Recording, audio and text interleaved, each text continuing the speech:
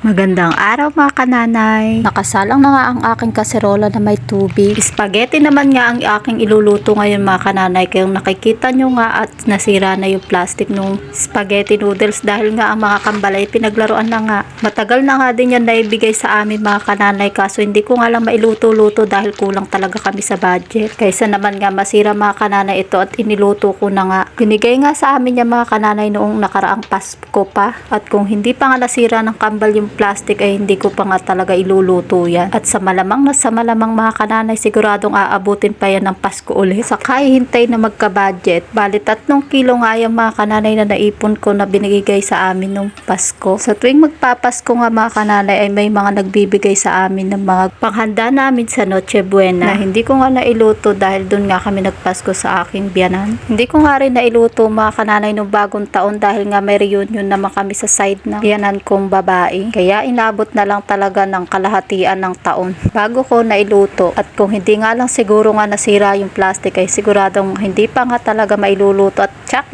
na aabutan pa talaga ng Pasko. Anyway mga kananay, luto na nga yung ating spaghetti noodles, kaya po pwede na nating iluto yung ating spaghetti sauce. At yan nga lang ang ating ipang sasahog mga kananay dahil nga medyo gipit tayo sa budget. At para nga sa akin mga kananay, hindi naman kailangan gumastos ng pagkamahal-mahal para lang makapagluto ka ng masarap. At naniniwala nga ako sa kasabihan mga kananay na kahit ano mang ang iyong lutuin, kapag sinamahan mo ng pagmamahal ay tsak na sasarap ang iyong bawat iluluto. Pero kung kayo naman ay may budget mga kananay, at bakit nga hindi mga kananay, diba? Dahil maganda rin naman at masarap kung maraming sahog, hindi ba mga kananay? Pero sa katulad ko nga na walang budget at nagtitipid ay kering-keri na nga ito mga kananay at hindi naman na mapaghanap yung aking mga anak. Nakita pa nga lang nila na magluluto ako ng spaghetti, itong tuwa na. Sa totoo lang mga kananay, madalang talaga kami makatikim nito kapag meron lang okasyon at may birthdayhan at may handaan, saka lang kami nakakatikim nito. Dahil halos sapat na nga lang ang kinikita ni Mister para sa aming mga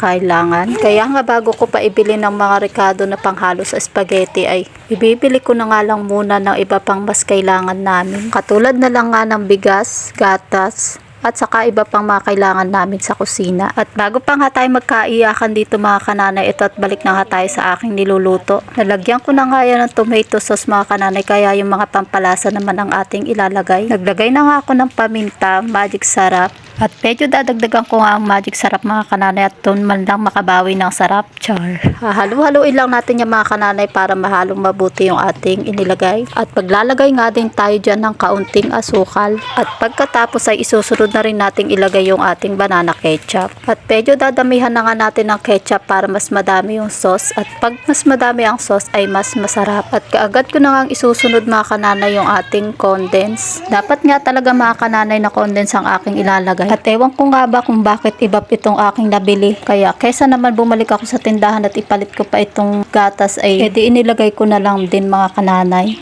Lalasahan ko na nga mga kananay yung ating niluluto. At dahil nga iba pang ating ginamit ay siguradong kulang ito sa tabis, kaya tinagdagan ko pa ng asukal mga kananay. At pagkatapos ay halo-haluin lang natin para matunaw na mabuti yung asukal na ating inilagay. Ibang-iba nga rin mga kananay kapag condense ang inilagay dahil nakakadagdag lapot din siya. At dahil nga iba pang ating inilagay ay medyo malabnaw lang. Ito nga at titikman na nga natin ulit mga kananay. Tamang-tama na ang lasa niya mga kananay, kaya hintay na lang natin kumulo bago nating hanguin. At ito na nga mga kananay, luto na ang ating spaghetti. Medyo madami na nga rin pala yung ating magagawa sa 1 kilo mga kananay, kaya sigurado na naman nga na hindi na makakapaghapunan ng aking mga anak. At dahil nga luto at handa naman na yung ating spaghetti, kaya tinawag ko na rin nga kaagad sila. At para matikman at mahusgahan na nga nila kaagad itong aking iniluto. Siguradong matutuwa at mabubusolve na naman ang aking mga anak nito mga kananay. At kitang-kita nyo nga mga kananay kung gaano sila kasaya at kung gaano nga sila natutuwa.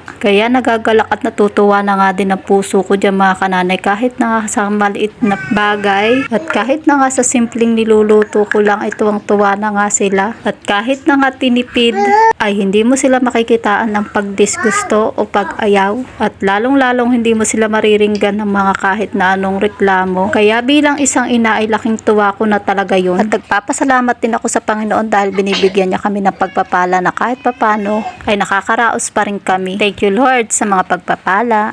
At hanggang dito na lang po muna mga kananay. At para po sa iba pang mga video at kung nagustuhan nyo ito, ay huwag nyo kakalimutang mag-like and subscribe at i-follow nyo na rin ako sa aking Facebook page na Buhay Nanay. Salamat po sa panonood at nawa ay pagpalain tayo ng ating Panginoon.